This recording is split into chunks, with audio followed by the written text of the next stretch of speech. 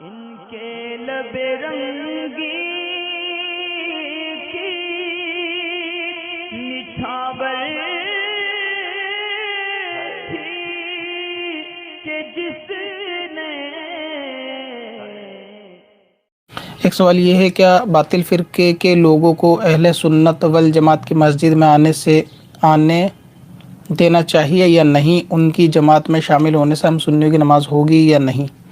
انہیں روکنے کے لیے مسجد کے باہر بورڈ وغیرہ لگا دینا کہ باطل فرقے والوں کو آنے کی مناہی ہے، کیا یہ صحیح ہے؟ اگر مسجد کے باہر آپ کسی فرقہ خاص کا جو ہے اگر نام لکھ کے لگائیں گے تو اس سے بہت ساری جگہ پر جو ہے نا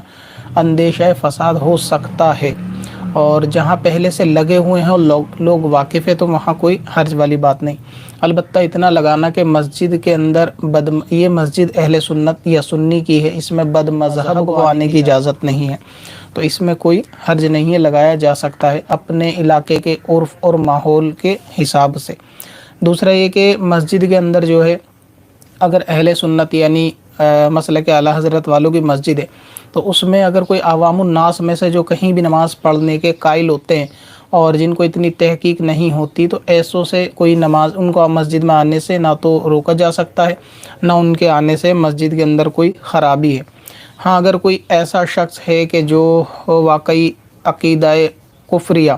رکھتا ہو، یعنی وہابزم کا کوئی ایسا شخص ہے کہ واقعی وہ کفری عقیدہ رکھتا ہو، تو پھر ایسے شخص کو مسجد میں آنے سے روکا جا سکتا ہے۔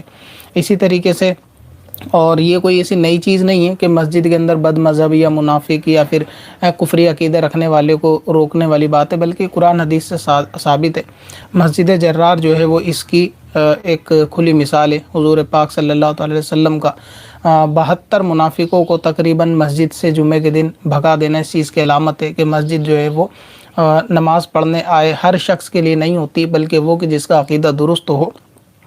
اور وہ منافق نہ ہو، بد مذہب نہ ہو، اس لیے۔ تو اگر ایسا کوئی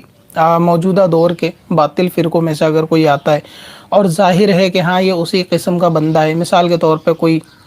واقف ہے کسی شخص سے کہ وہ فلاں فرقے کا جو ہے نا امام ہے اور کفری عقیدہ رکھتا ہے، وہ اگر بالفرض آنا چاہے تو اسے مسجد میں آنے سے روکا جا سکتا ہے۔ پتھر میں اصل